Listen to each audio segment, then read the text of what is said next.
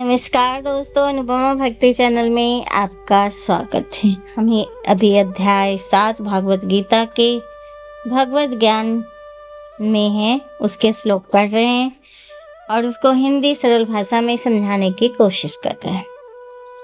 नमादिस्तकीर्तिनो मूढ़ा प्रधन्ते नराधमा मायायाम हर्त ज्ञानम आसुरम भावमाश्रिता। जो निपट मूर्ख, जो मनुष्य के अधम है, जिनका ज्ञान माया द्वारा हर लिया गया है, तथा जो सुरों को नास्तिक प्रकृति को धारण करने वाले हैं, ऐसे दृष्टि मेरी शरण ग्रहण नहीं कर सकते। कृष्ण ने बताया, भगवत गीता में ये कहा गया है कि जो श्री भगवान के चरण कमलों की शरण ग्रहण करने में मनुष्य प्रकृति के कठोर नियमों को लांघ सकता है। यहाँ पर वह प्रश्न उठता है कि तो फिर विद्वान, दार्शनिक, वैज्ञानिक, व्यापारी, शासक तथा जनता के नेता सर्वशक्तिमान भगवान श्री कृष्ण के चरण कमलों का शरण क्यों नहीं ग्रहण करते? बड़े बड़े राजनेता विभिन्न विधियों से विभिन्न योजना बनाकर अत्यंत धैर्य पूर्वक जन्म जन्मांतर तक प्रकृति के नियमों से मुक्ति की खोज करते, किंतु यदि वह मुक्ति भगवान के चरण कमलों को शरण ग्रहण करने मात्र से संभव हो सकता है, तो बुद्धिमान तथा सर्वशील मनुष्य इस तरह विधि को क्यों नहीं अपनाते? गीता इसका उत्तर अत्यंत स्पष्ट शब्दों में देता है। समाज के वास्तविक विद्वान नेता तथा ब्रह्मा, शिव, कपिल, कुमारगण, मनु, व्यास, देवल, आस्ति, जनक, प्रहलाद, बलि तथा उनके पश्चात मध्वाचार्य, रामानुजाचार्य, श्री चैतन्य तथा बहुत से अन्य श्रद्धावान दार्शनिक, राजनीतिज्ञ, शिक्षक, विज्ञानी आदि हैं, जो सर्वशक्तिमान परम पुरुष के चरणों में शरण लेते। किंतु जो लोग वास्तविक दार्शनिक, विज्ञानी, शिक्षक, प्रशासन आदि नहीं हैं, वे भौतिक लाभ के लिए ऐसा बनते। वे परमेश्वर की योजना या पथ को स्वीकार नहीं करते। उन्हें ईश्वर का कोई ज्ञान नहीं होता। वे अपनी संसारिक योजनाएं बनाते रहते हैं।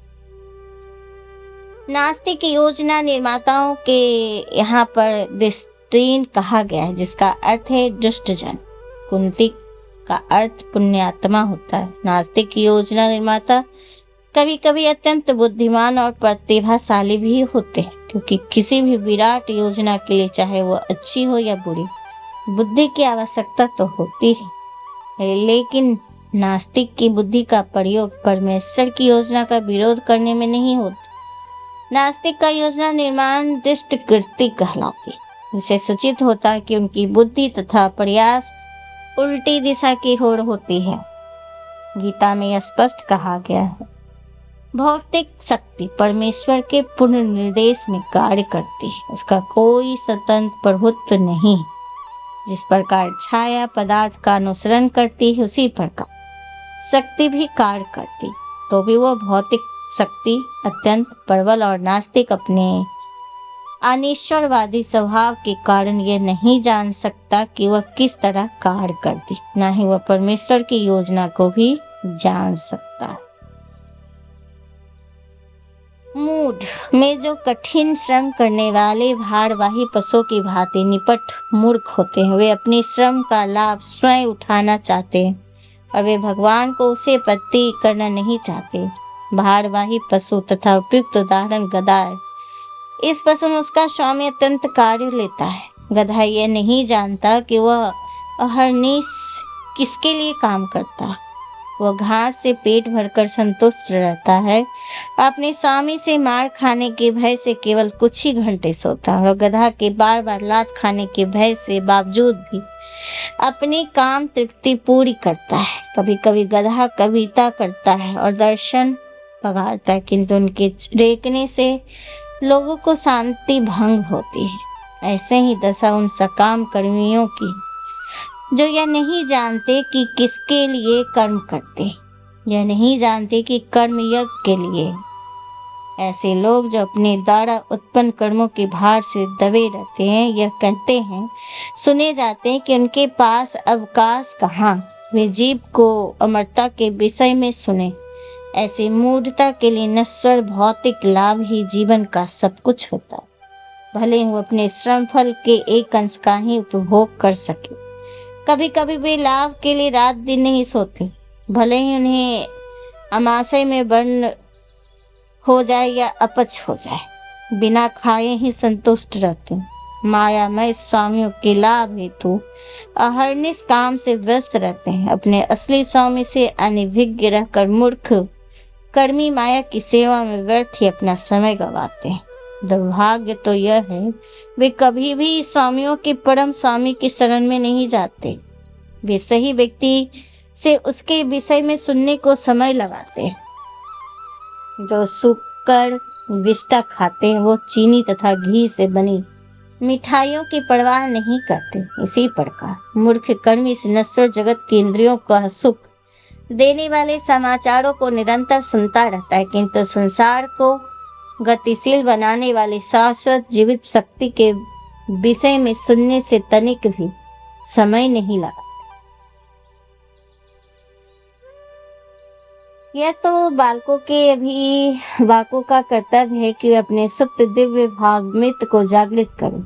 वर्णाश्रम पद्धति में यूनिवर्सिटी के अनुसार ईश्वर भावना वित्त को जागृत करने के उद्देश्य से इस शुद्धि संस्कारों का विधान है कि धर्म का पथ प्रदर्शन करते रहे। गीता का ऐसी सारी अवैध व्याख्याएं हैं जो माया महत्ज्ञाना वर्ग के लोगों को द्वारा की गई परंपरा पद्धति से हटकर आध्यात्मिक जानकारी के पथ में रोड़े का कार्य करती है। मायाग्रस्त व्याख्याकार न तो स्वयं भगवान कृष्ण के चरणों की शरण में जाते और न ही इस सिद्धांत का पालन करने के लिए शिक्षा देते हैं। चतुर्विद्या भजन्ते माँ जना सुकृतनो अर्जुनम आतो जिज्ञासुर्थार्थी ज्ञानी न भारत वर्भो। हे भारत श्रेष्ठ, 4 प्रकार के पुण्य आत्मा मेरी सेवा करते हैं, आर्थ, जिज्ञासु, अर्थार्थी तथा ज्ञानी। दुष्ट गिनती के सर्वथा विदित ऐसे लोग हैं जो शास्त्रीय विधि विधानों का दृढ़ता से पालन करते हैं और वे सुकृतिन कहलाते हैं, अर्थात वे लोग हैं जो शास्त्रीय विधि विधान के नैतिक तथा सामाजिक नियमों को मानते हैं और परमेश्वर के प्रति नैतिक भक्ति करते हैं। इन लोगों को 4 श्रेणियों में रखा गया है। वे जो पीड़ित हैं और जिन्हें धन की आवश्यकता है, वे जिन्हें जिज्ञासा है और वे जिन्हें परम सत्य का ज्ञान, और वे सारे लोग विभिन्न परिस्थितियों में परमेश्वर की भक्ति करते रहते हैं। ये शुद्ध भक्त नहीं है, क्योंकि भक्ति के बदले कुछ महत्वाकांक्षाओं की पुष्टि करना चाहते हैं। जब ये 4 प्रकार के लोग परमेश्वर के पास भक्ति के लिए आते हैं तो शुद्ध भक्ति को संगति के पुण्यता शुद्ध हो जाते हैं, वे शुद्ध भक्त हो जाते हैं। जहाँ तक दुष्टों का प्रश्न है, उनके लिए भक्ति दुर्गम, क्योंकि उनका जीवन स्वार्थपूर्ण, अनियमित तथा निरुद्देश होता है। किंतु इनमें से कुछ लोग शुद्ध भक्त के संपर्क में आने पर शुद्ध भक्त बन जाते हैं। तेषां ज्ञानी नित्ययुक्ता एक भक्ति विशिष्यते प्रियो हि ज्ञानियो यथम स च मम प्रिया।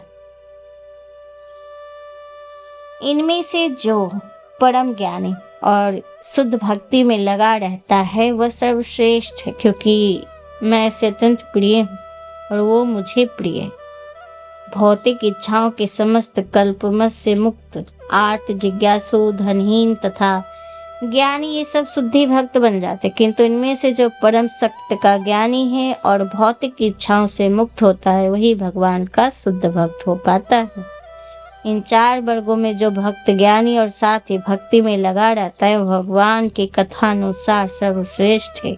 ज्ञान की खोज करते रहने में मनुष्य की अनुभूति होती, उसकी आत्मा उनके भौतिक शरीर से भिन्न, अधिक उन्नति करने पर उसे निर्विशेष ब्रह्म तथा परमात्मा का ज्ञान होता है। जब वह पूर्णतः शुद्ध हो जाता है तो उसे ईश्वर से नित्य दास के रूप में अपनी स्वाभाविक स्थिति का अनुभूति होती। इस प्रकार शुद्ध भक्त संगति से आर्त जिज्ञासु धन का इच्छुक तथा ज्ञानी स्वयं शुद्ध हो जाते हैं। भक्ति द्वारा इस तरह सुरक्षित रहता है कि भौतिक कल्प से छू भी नहीं पाते।